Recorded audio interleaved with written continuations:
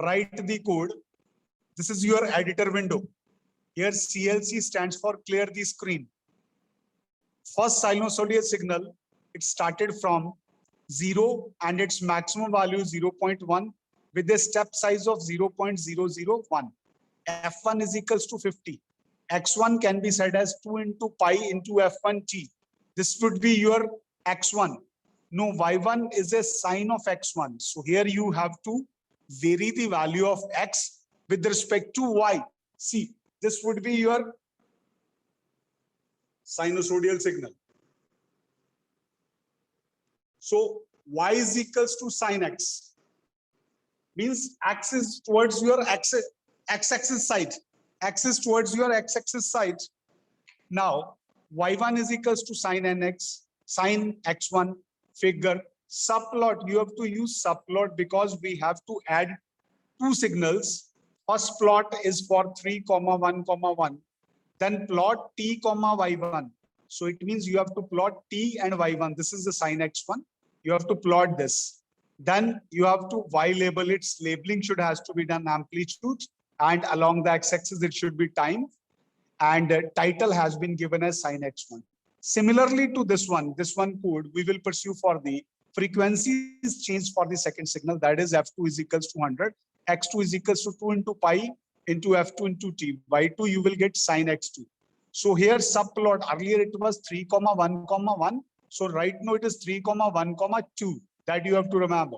Plot T, Y2. So here T, Y2. T is along the x-axis, Y2 is along the y-axis. So this would be the amplitude, time, and title is sine X2. Y is equals to Y1 plus Y2. This is your Y, Y1. Y1 is sine X1 and Y2 is sine X2. So you have to add Y is equals to Y1 means sine X1. Y2 is sine X2, sine X1 plus sine X2. Subplot 3, 1, 3. Plot T, Y. So you should have to plot this time axis, and this is the amplitude. So Y label amplitude, X label time. So title after addition of sine X and X2, you will get this. I'll show you how.